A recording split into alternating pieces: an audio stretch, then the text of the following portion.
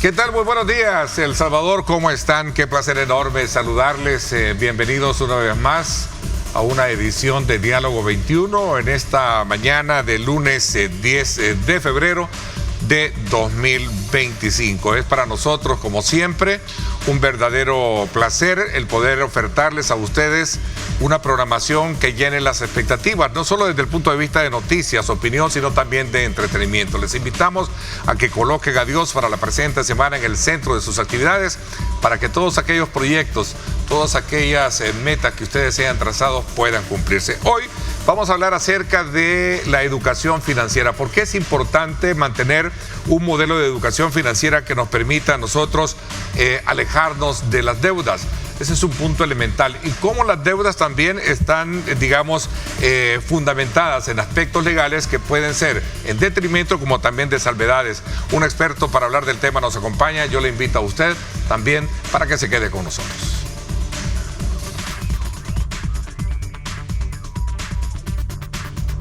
El cobro excesivo e indebido de deudas en materia civil y mercantil se ha convertido en una práctica recurrente que afecta a cientos de salvadoreños. Desde intereses abusivos hasta métodos de cobro intimidantes, muchas personas enfrentan dificultades para saldar sus compromisos financieros. ¿Qué dice la ley al respecto para proteger a los ciudadanos? Diversos afectados han señalado que además de los altos intereses, enfrentan procedimientos intimidatorios y cobros que exceden lo estipulado en los contratos originales. Según abogados expertos en la materia, muchas de estas acciones vulneran la Ley de Protección al Consumidor y el Código de Comercio, los cuales establecen límites en los cobros y prohíben prácticas coercitivas. Uno de los casos más recurrentes es el cobro de intereses moratorios que superan el monto original de la deuda, así como la venta de carteras a empresas de cobranza que utilizan métodos agresivos para presionar a los deudores. Los especialistas recomiendan a las personas que enfrentan este tipo de situaciones buscar asesoría legal y documentar cualquier irregularidad en el proceso de cobro. Además, insisten en que es fundamental que los ciudadanos conozcan los términos y condiciones de sus contratos financieros para evitar sorpresas en el futuro. Pero para un análisis más profundo del tema, no se pierda esta mañana Diálogo 21 con Ernesto López. Reportó Jonathan Cortés.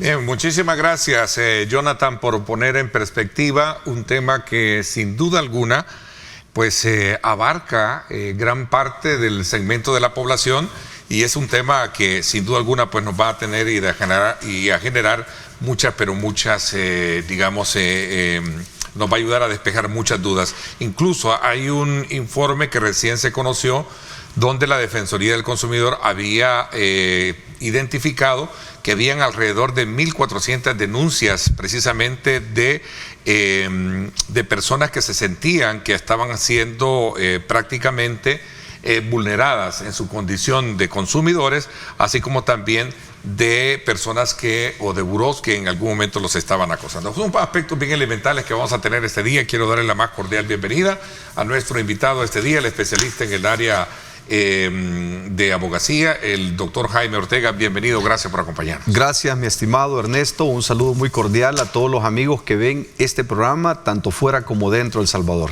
Intentaremos acercarnos un poco sobre estos aspectos que evidentemente necesitan conocer, sobre todo aquellos salvadoreños que están pasando un momento difícil. A ver, seguramente muchos este día lunes despertamos con muchas inquietudes, y entre ese universo de inquietudes está el tema de deuda, ¿no? A la cual incurrimos, sea por mal comportamiento de educación, o mejor dicho, por mala educación financiera, o porque a veces también las necesidades apremian, ¿no? Claro, has tocado dos puntos bien interesantes. O si es un crédito por necesidad o es un crédito por quererse dar un estilo de vida. Esto es bien importante. ¿De dónde surgen las deudas? Bueno, en primer lugar, digamos que si los salvadoreños están pasando un momento complicado y dicen, bueno, voy a acceder a un crédito, por ejemplo, para invertirlo en la educación de mis hijos, para suplir algunas necesidades de matrículas, libros, etcétera, etcétera, en este tiempo, pues eso no va a ser, digamos, un problema futuro, porque se está tratando de hacer un crédito para una inversión. A diferencia cuando se hace un crédito para un gasto superfluo que no va a tener ningún tipo de retorno en favor de este salvadoreño. Y aquí creo yo que tiene que comenzar la responsabilidad de los ciudadanos de no adquirir créditos más allá de lo que no puedan pagar. Y este es uno de los problemas más grandes que hay, porque algunas personas tienen por principio endeudarse y no miden las consecuencias. Es así como abren un crédito, otro crédito y otro crédito, y luego se hacen los desentendidos, se cambian de empleo, se cambian de dirección, justamente porque tienen como el mal propósito de no honrar esa obligación que adquirieron. Entonces, primer consejo, nunca adquiera un crédito si no lo puede pagar. Y segundo, honre las deudas que usted adquirió como crédito porque el acreedor de buena fe le prestó ese dinero. Por eso es importante honrarla. Ahora, dentro de este contexto, evidentemente hay varias aristas que vamos a ir desarrollando en el camino. A ver, allí hay un punto elemental que creo que va acorde a su especialidad en cuanto a lo legal, cuando sabemos que la ley tiene dos cosas, para aplicarse, pero también para poder dar salvedades o espacios de negociación a la hora de poder aliviar, y esto creo que es importante para que nos está viendo. ¿Puedo yo conciliar? ¿Puedo yo negociar? ¿Puedo yo realmente, ya sea por las condiciones como las cuales usted identificó, salir de este problema de deuda en el que me encuentro? Bueno, veamos el primer enfoque. Okay. Digamos que una persona viene, adquiere un crédito, luego otro, pero solo es para darse un estilo de vida. Para andar comiendo por aquí, para andar paseando por aquí, para comprar un vehículo. Digamos, ese es un mal salvadoreño que no ha aprendido una lección básica, que es no tomar nunca lo que no es de él. Ese es el primer punto. Ahora, pero veamos el escenario de que alguien sí evidentemente es una persona responsable, pero cayó en mora porque quizás perdió su empleo. Primer punto. Segundo, quizás porque su situación de salud estuvo complicada. O tercero, todavía hay consecuencias de la pandemia. Es decir, que eran micro y pequeños empresarios que estaban logrando salir adelante, pero vino la pandemia, los golpeó y los créditos que adquirieron efectivamente ahora no los pueden pagar.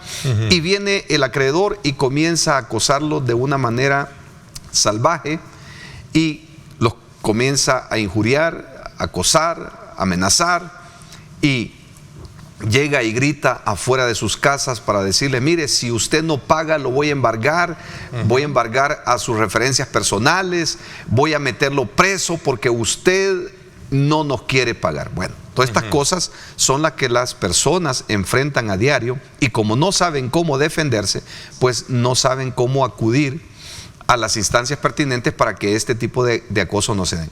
Entonces, aquí veamos lo que dice la ley con respecto a este tema. Tal vez producción nos puede ayudar.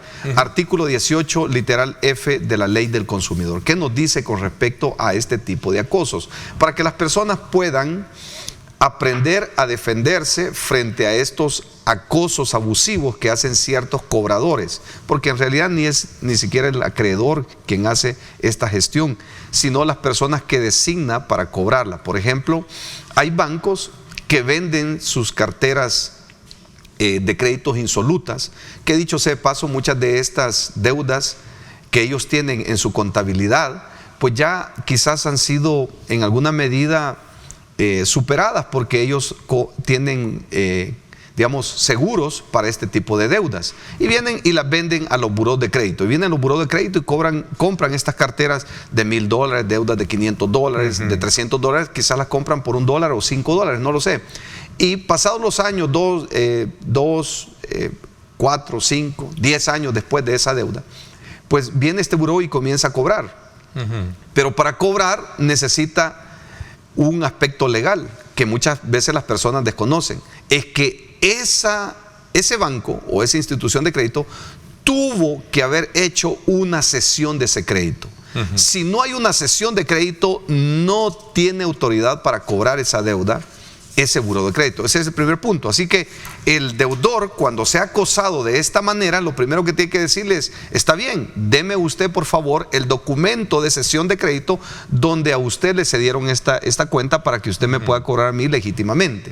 Ese es el primer punto. Y segundo, la Constitución en el artículo 27 establece que se prohíbe completamente la cárcel por deudas. De manera que si viene un acreedor y comienza a decirle al deudor, lo voy a meter preso por esta deuda que tiene, esto es completamente ilegal y es completamente abusivo, porque la Constitución dice que nadie puede ir a la cárcel por deudas. Así que puede denunciar. Esto es bien importante. Ese es el punto clave, porque muchos a lo mejor se estarán preguntando, ¿qué hago? ¿Qué puedo hacer yo contra esta persona? ¿Puede denunciar a esta empresa? Buen punto y buena pregunta. Por supuesto que puede denunciar a esta persona que le ha estado acosando, porque regularmente quien hace este tipo de gestión es el cobrador, que muchas veces no es abogado y no conoce las leyes. Y como no conoce las leyes, pues actúa como que si fuera, digamos, un capataz que llega a decirle a la persona, si no paga lo voy a meter preso, voy a embargar su salario, voy a embargar a sus referencias personales. Esta es la amenaza que hacen. Ahora imagínate una persona que no tiene muchos estudios y que está presionado por las deudas que tiene, que está ansioso, que está preocupado porque van a llegar a su trabajo o van a llegar a su casa, no sabe qué hacer, y muchas veces estas personas firman documentos validando esta deuda y validando otras condiciones que en efecto va en detrimento de los derechos que tiene esta persona. Y cuando se sienta acosado esta persona o se sienta amenazado por ese tipo de cobradores o malos acreedores, pues puede denunciarlo a la Defensoría del Consumidor, que sería uno de los primeros puntos donde puede ir.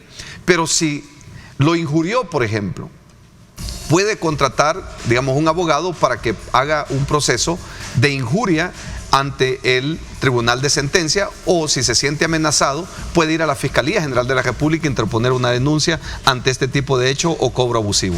A ver, tengo acá precisamente un caso muy en particular, cuando estamos hablando de una persona que si hace una denuncia, pone su denuncia y esta no tiene la respuesta, que procede, porque ¿qué sucede con aquellas denuncias en contra de empresas que vendieron un producto con averías? ¿A dónde pasan y no hay respuesta y pasan los días? ¿Qué procede ahí? Cuando no me responde una empresa que a raíz de darme todo el aspecto, digamos, de garantía, no me cubre con ese reparo. Bueno, la Defensoría del Consumidor está jugando un papel muy fundamental en este tema y está dándole seguimiento a estas denuncias. Hay miles y miles de casos que han resuelto en virtud de que el proveedor no está cumpliendo el pacto contractual que hizo con esa persona que compró un X producto, que dicho sea de paso, se lo vendió averiado. En este caso proceden dos cosas fundamentales. Uno, a la devolución del dinero, o dos, a comprometerse esta compañía a reparar ese bien que adquirió esta persona a fin de que se lo pueda entregar funcionando. Y creo que por ahí va el camino que las personas tienen que seguir insistiendo. Ahora, lo maravilloso del tema de la Defensoría del Consumidor es que usted la denuncia la puede hacer en línea, no necesariamente tiene que ir hasta la hacer la gran cola, ¿no? Exactamente, no necesariamente tiene que ir hasta la Defensoría del Consumidor, sino que se puede asesorar de uno de sus hijos, por ejemplo, que maneja muy bien la tecnología, meterse en la página de la Defensoría del Consumidor y hacer la denuncia en línea, y en el término de 72 horas ellos lo van a estar contactando a usted. Ok, interesante ese punto. Y ellos deberían de dar respuesta inmediata, ya sea para negociar o para que le regresen bajo la responsabilidad a la persona que ha salido afectada. Claro, y quiero decirlo, la Defensoría del Consumidor está haciendo un papel muy extraordinario en este tema, y quiero decirles que sí les está dando seguimiento a esos casos. Lo que sucede es que muchas veces... O sea, debe de responder. Sí, ¿Y si no responde la Defensoría? Bueno, hay otras instancias, Por ejemplo, si el bien estaba completamente malo, la persona puede ir a interponer incluso una denuncia a la policía. Por estafa. Y decir, bueno, mire, aquí haya habido un vicio oculto, ¿verdad? Hay un vicio oculto, me vendió algo que no sirve. Se puede ir por la parte civil la persona.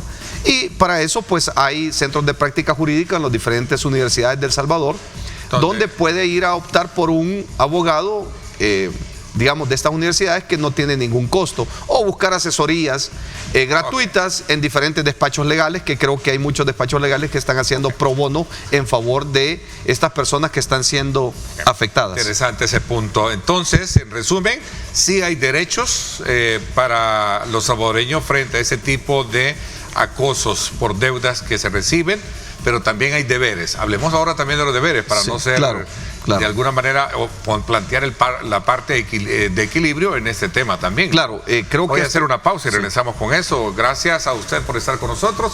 7:18, regresamos con más.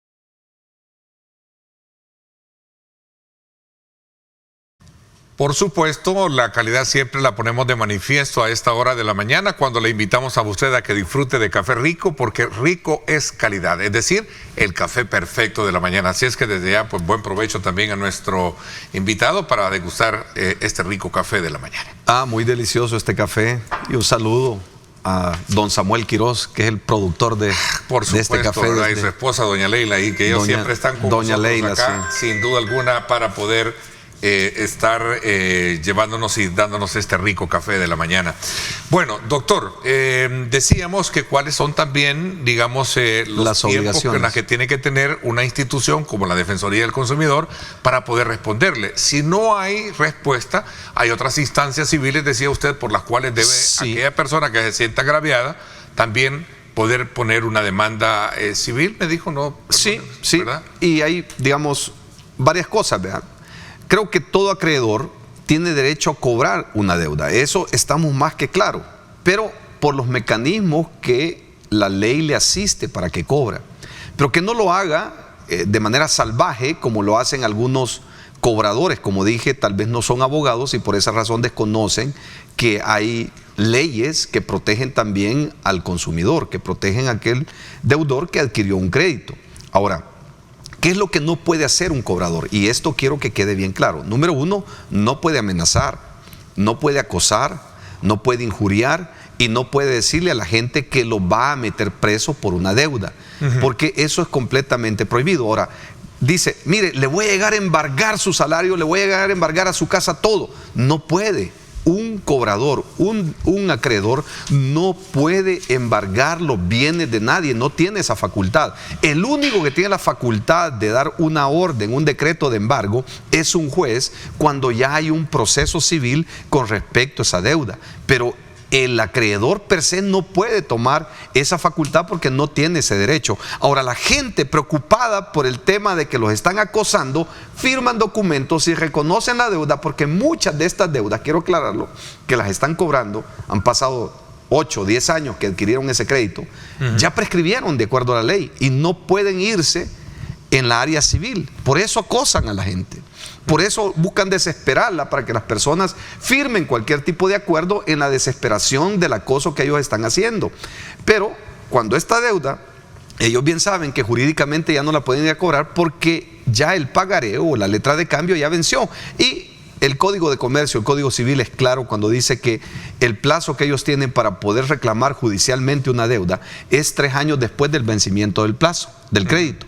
O sea, venció el plazo del crédito y el acreedor solo tiene 3 años de ahí en adelante para irse a un juzgado a decir, este señor no me pagó, esta señora no me pagó. Pero como regularmente no lo hacen, en ocasiones venden estas carteras insolutas y el nuevo acreedor de esta deuda viene y quiere que el deudor reconozca la deuda, porque sabe que al reconocer la deuda, él sí la puede ir a cobrar judicialmente. Por eso comienzan una línea de acoso. Entonces no pueden embargar, no pueden llegar con contenidos injuriosos o, por ejemplo, que le diga el cobrador, mire señor, si usted no me paga, voy a publicar su nombre, voy a publicar sus datos y voy a decir que usted es una persona morosa y que tiene mala fama de no ser una persona que cumpla su palabra.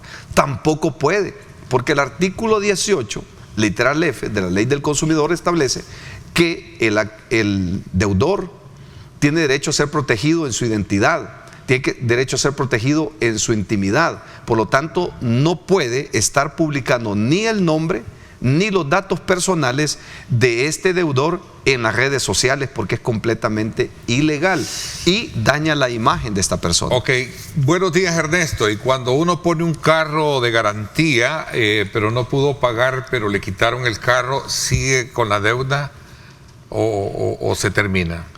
Bueno, esto es importante aclararlo. El hecho que le hayan embargado el vehículo o entregó el vehículo no significa que el asunto termine allí. Por ejemplo, si el acreedor vino y lo demandó en un proceso civil, tiene que concluirse en el proceso civil si el vehículo que le embargaron es suficiente con la deuda que ellos le están reclamando.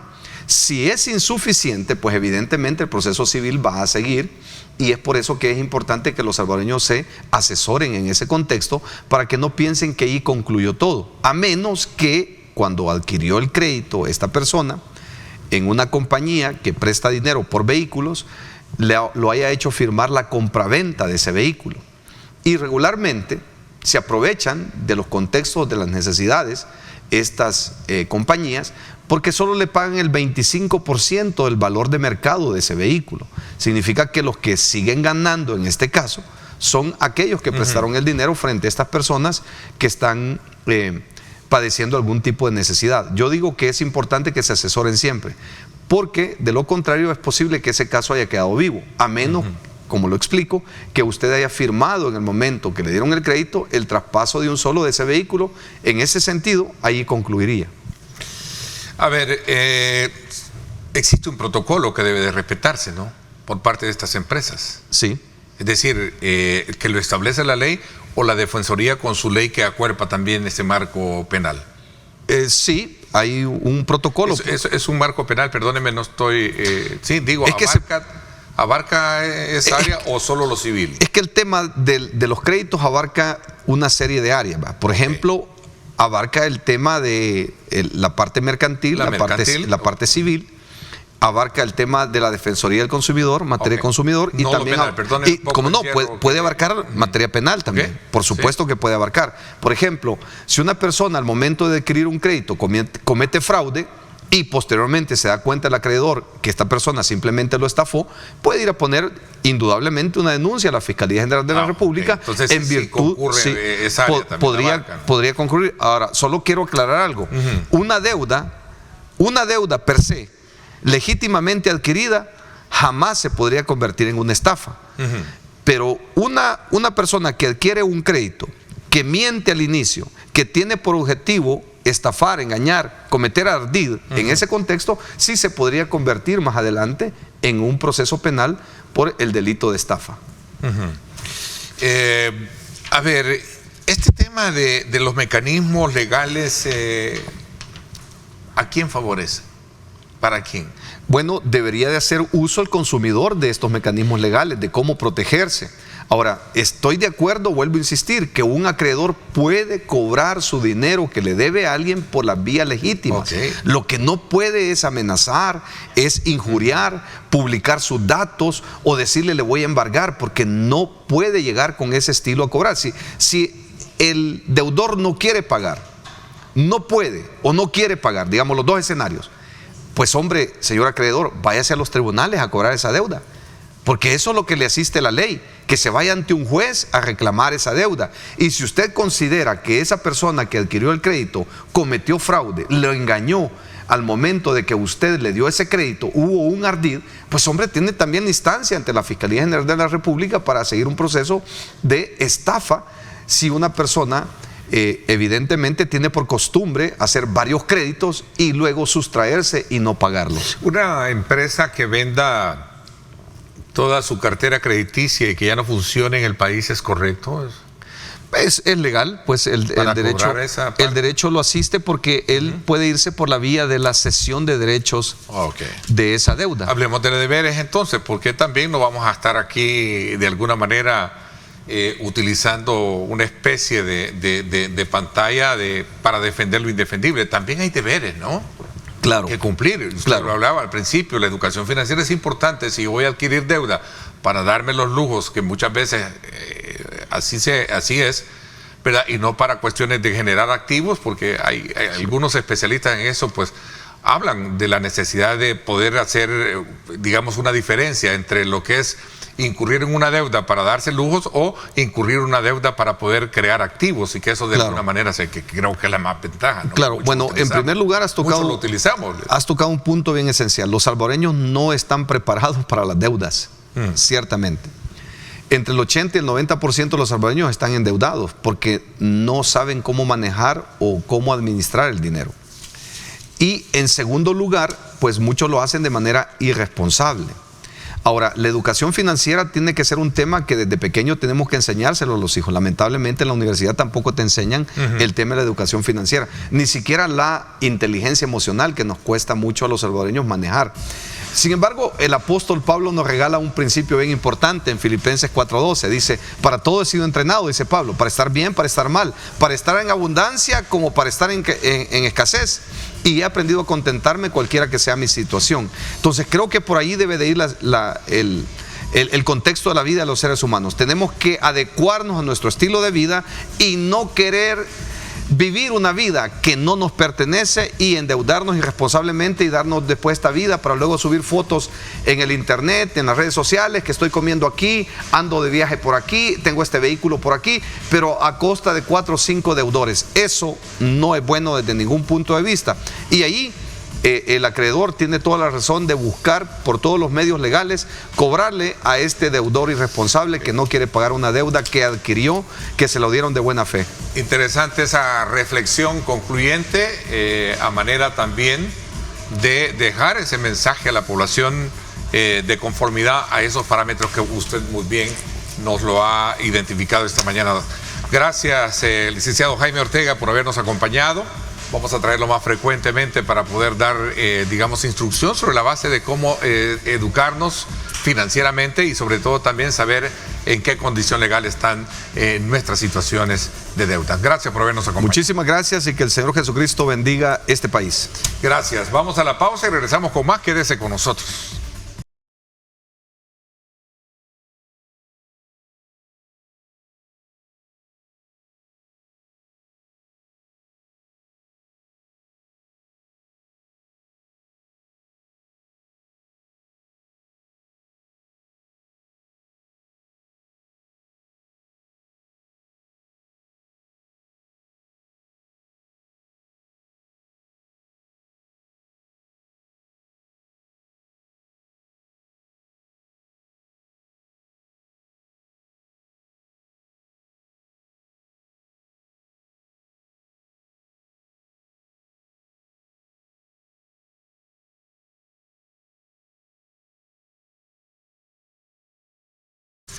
Bien, gracias nuevamente por estar con nosotros a esta hora de la mañana y vamos a la segunda parte del programa para seguir conversando y conociendo temas importantes como el que vamos a tener a continuación y que está relacionado precisamente con un encuentro del Consejo Empresarial Alianza por Iberoamérica, CEAPI, el cual este día, desde luego, va a permitir que el país vengan inversionistas, CEOs y altos ejecutivos de empresas de talla mundial para participar en este encuentro que desde luego va a contar con la presencia del presidente de la República, ¿verdad? Y en la cual pues se toman como parámetros importantes la llegada de nuevos inversionistas que están interesados en una apuesta por fortalecer esa red de relaciones y ese espacio empresarial en nuestro país. Quiero darle la más cordial bienvenida para hablar de este tema a Nuria Vilanova, presidenta del CEAPI. Bienvenida, gracias por estar con nosotros. Encantada de acompañarles. Casi aterrizando, casi llegando al país, ¿no?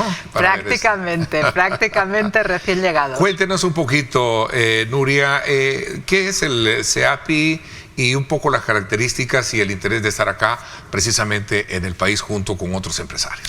Bueno, el CEAPI es una organización que en este momento está formada exactamente por 325 presidentes de grandes empresas de Iberoamérica, es decir, tanto España, Portugal y Andorra en el otro lado del Atlántico, como de todos y cada uno de los países de América Latina. Juntos tenemos más que un propósito, una obsesión, y esa obsesión es que Iberoamérica vaya mejor. Para que Iberoamérica vaya mejor necesitamos lo que nosotros resumimos en una frase: creer, crear y crecer. Es decir, tener las condiciones que nos permitan creer en un país para apostarle, para crear nuevos proyectos empresariales y para crecer juntos y que esa riqueza llegue a toda la población. Creer, crear y crecer. Y crecer, ¿no? Y crecer. ¿Cómo el país logra ubicarse bajo esa lógica de objetivos? Bueno, yo creo que no le sorprenderá si le digo que la evolución de El Salvador en estos últimos años ha dado en el clavo en la primera de las palabras, ¿no?, de nuestro lema, que es creer. Yo creo que el país, pero también el resto de inversores internacionales, cree ahora que este es un país con futuro, libre de la violencia y por lo tanto un espacio donde se puede crear para crecer, ¿no? Uno de nuestros socios de honor, que es Carlos Slim, que estará también aquí esta semana por otro encuentro que se va a celebrar, el de padres e hijos, nos decía que con menos de un 4% de crecimiento del Producto Interior Bruto las empresas van bien, pero esa riqueza no llega a las clases más desfavorecidas de la población, ¿no? Por eso es tan importante que consigamos ser países que crean confianza y atractivos para la inversión, y el hecho de que en este encuentro nos acompañen 60 empresarios de grandes empresas de la región, yo creo que demuestra que El Salvador está hoy en el punto de mira para esas inversiones. Después de ser el país más violento considerado por muchos en el mundo, ahora es de los más, digamos, seguros. Y esto ha llevado, sin duda alguna, que el presidente, ese liderazgo del gobierno, llegue a ser reconocido a escala mundial y ocupar, sin duda alguna, primeros lugares en cuanto a eso. En perspectiva, ¿es una condición per se para poder darle, digamos, rienda suelta a un análisis de aporte, de apoyo y de apuesta a un país como el nuestro desde la institución CEAPI? Sin duda, yo diría que no es desde el CEAPI solo, sino que es en general en el mundo, ¿no? Nuestros países necesitan mejorar en educación, mejorar en infraestructura, en sistemas jurídicos, pero todo esto no es suficiente si no empezamos con la base, ¿no? Y la base, desde luego, es la seguridad. Entonces, que esto sea ya una realidad en este país, sin duda, significa un avance importante. Uno de los participantes de este encuentro es los propietarios de la familia Bimbo, por ejemplo, ¿no?, que han elegido para hacer una inversión muy relevante en una nueva fábrica este país, ¿no? Y no me cabe duda que el tema de la seguridad ha sido una de las claves que ha llevado a esta decisión, ¿no? Y desde luego tendremos la oportunidad de conversar con el presidente en una audiencia privada esta tarde, pero sin duda detrás de este entusiasmo que ha habido para visitar el país está la confianza en que la seguridad cambia todo y que este es un buen momento para el país. Se toman como punto referencial aspectos que tienen que ver con la seguridad pública, que obviamente pues bien acotamos, seguridad jurídica, aspectos de infraestructura, modelos de educación y otros aspectos fundamentales también dentro de esa, digamos, mirada, de ese horizonte que tiene el CIAPI, ¿no? Sí, sin duda todos estos aspectos son importantes, ¿no? Pero, por ejemplo, el turismo, yo vengo de un país, no sé si se me nota en el acento, me parece que sí, que es España. Sí, viene del otro lado, ¿no? Que este año recibirá casi 100 millones de turistas, ¿no? Es decir, bastante más del doble de la población de nuestro país.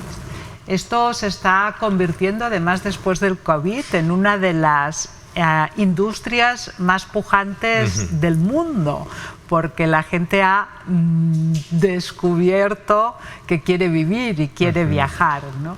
Es muy difícil que un destino turístico crezca y prospere sin esa imagen de seguridad para los turistas, ¿no? Y, por ejemplo, El Salvador, que no estaba en los planes de viaje de los turistas hace unos años, tiene ahora riquezas naturales e históricas que, habiendo seguridad, se convierten en un gran atractivo y, por lo tanto, en una posible industria muy creciente en el país.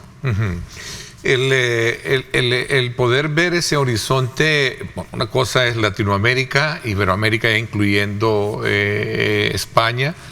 Obviamente podemos pensar que también nos ven muy bien como país en Europa, tomando como referencia de puerta de entrada a España. Bueno, España yo creo que es un puente en las relaciones entre América, Europa e incluso, ¿no?, el mundo. Sí, histórica, ¿no? Bueno, es histórica, pero yo creo que ha sido en los últimos años cuando de verdad España se lo ha creído y se ha tomado en serio ser ese puente, ¿no? Y no solo se lo ha creído España, sino también se lo ha creído América Latina. Las empresas de América Latina se han convertido en los últimos 4 años en los grandes inversores de España.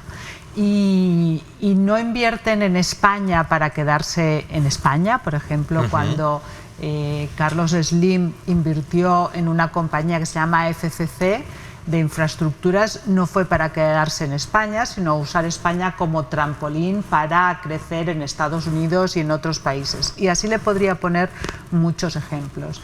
Yo creo que las relaciones nunca habían sido tan fuertes entre España y América Latina. España sí llevaba ya 4 años invirtiendo en la región, invirtiendo en América, pero ahora la relación es cruzada, es en doble vía, y desde luego yo creo que nosotros somos conscientes de que es una oportunidad para Europa y para el mundo ese puente y esa relación. Tiende a uno a poderse preguntar, bueno, somos muy competitivos, nos ven muy competitivos frente a estos indicadores bien evaluados, seguridad, estabilidad y otros aspectos de apuestas. Usted lo mencionaba, el tema del turismo es una de las principales apuestas que se tienen en nuestro país y sabemos que es un rédito importante para el establecimiento o la estabilidad de una economía, ¿no?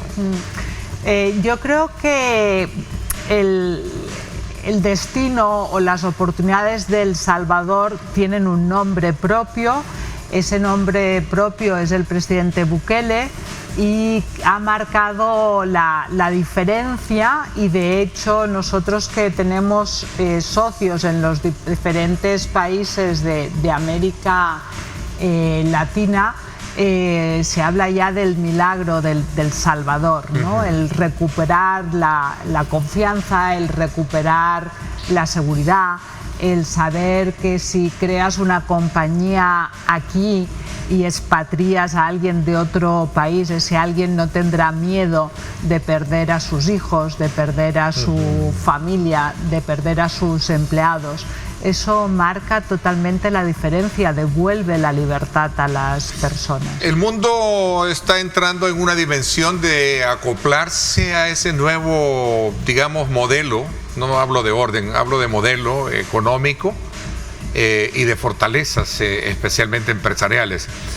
Nos va a hablar un poquito más de qué se va a versar, de qué se va a tratar, las reuniones que van a tener precisamente en el país, en este encuentro importante, ¿verdad? Tomando como punto de referencia de que El Salvador ahora se reconoce que tiene un clima de seguridad, un clima de confianza también en otros aspectos que tienen que ver precisamente con nuevas inversiones. Hablamos de esto cuando regresemos, ¿le parece? Voy a hacer una pausa. Fenomenal. Y con muchísimo gusto regresamos con más, hablando de este interesante tema, sobre todo cuando se trata de ver que los objetivos buscan generar no solo, el desarrollo, sino también los valores agregados que tiene un desarrollo, empleo, educación, como decía, infraestructura y otros aspectos elementales como tal.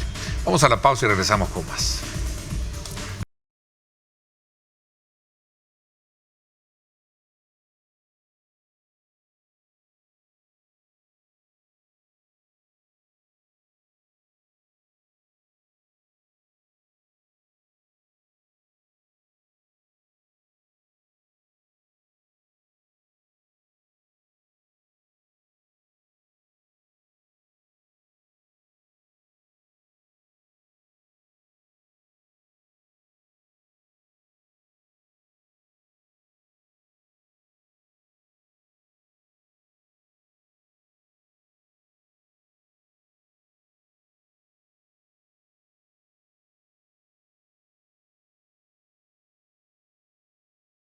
Bueno, muchísimas gracias por estar con nosotros. Interesantes los puntos en abordaje que teníamos extra cámara acá con nuestra invitada, Nuria Vilanova.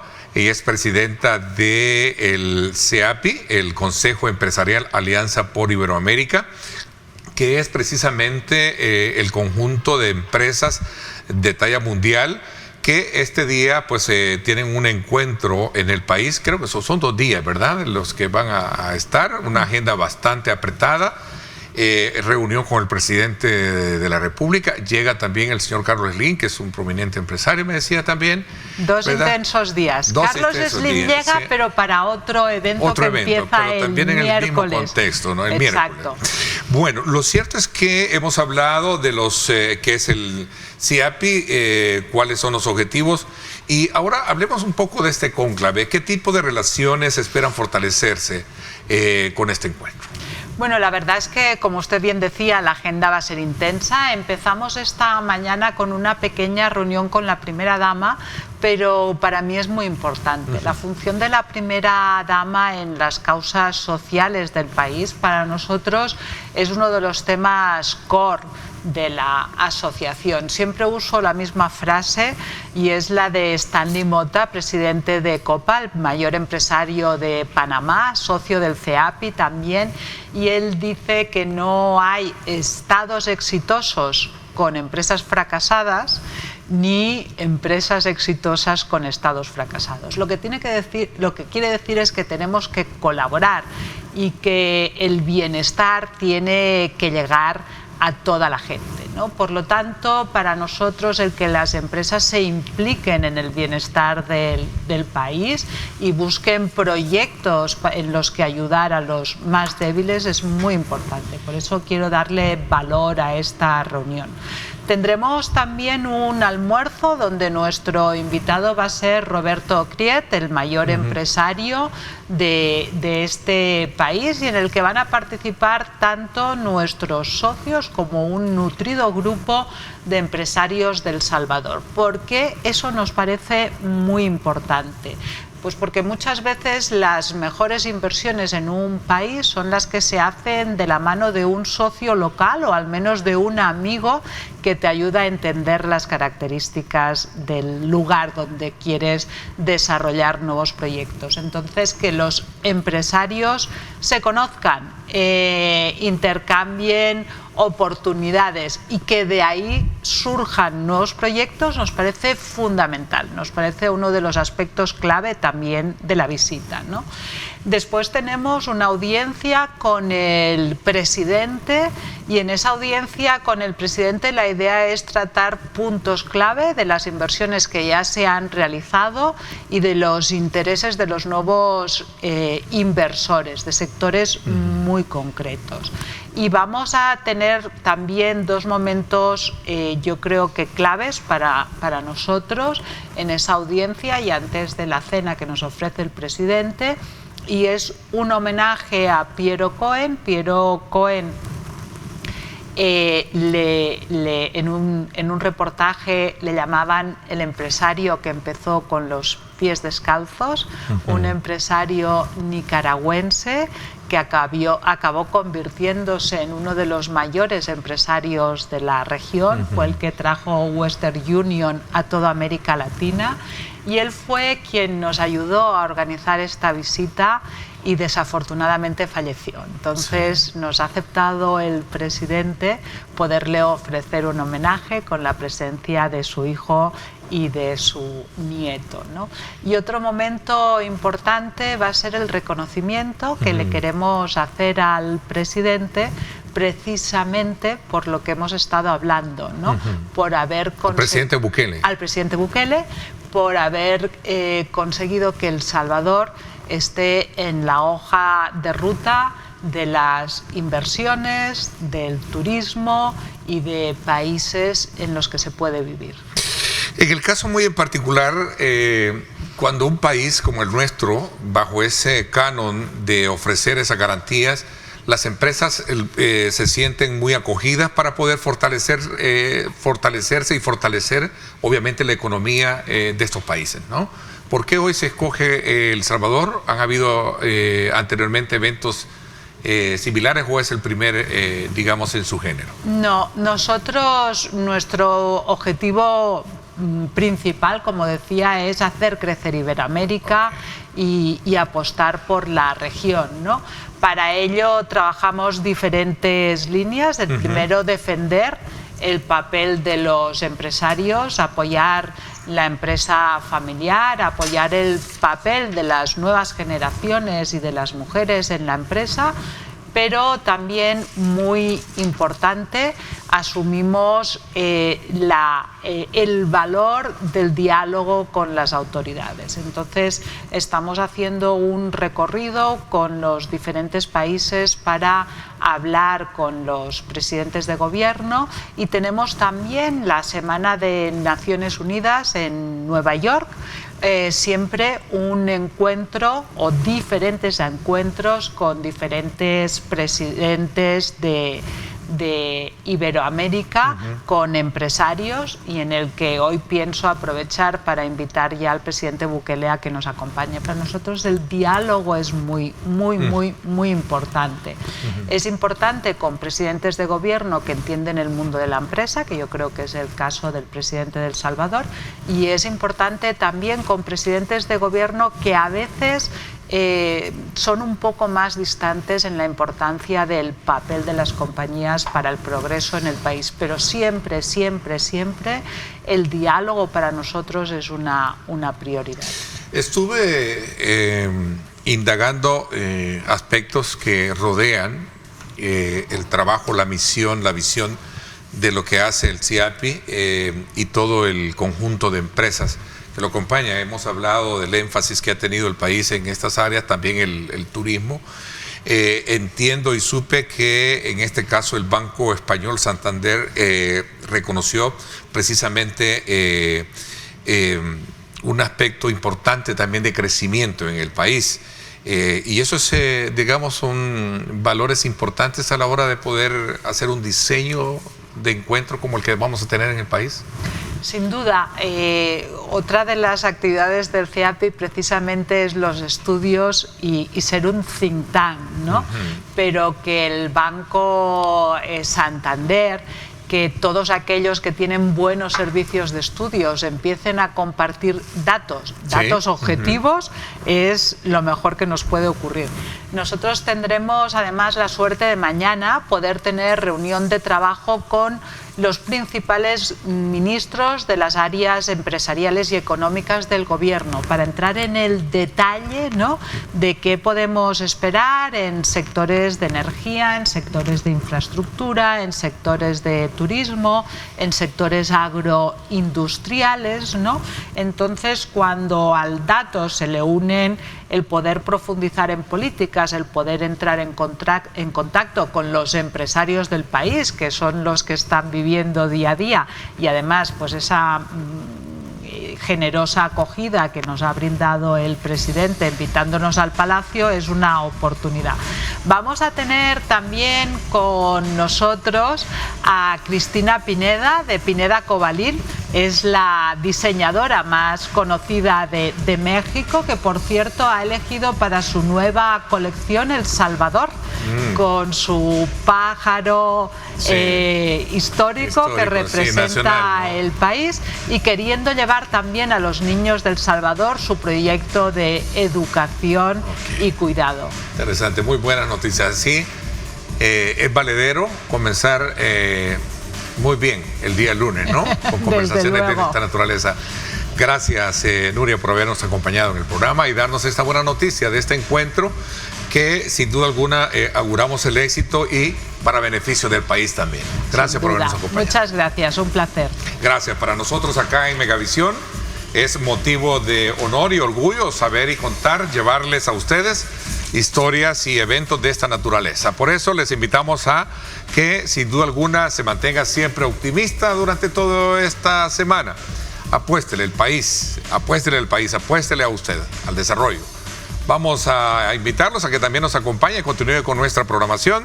Gracias, pásenla bien y como siempre recuerden lo más importante, amar a Dios sobre todas las cosas. Lideramos el camino de la opinión pública y buscamos que la cultura del debate alcance consensos y soluciones a los problemas de nuestra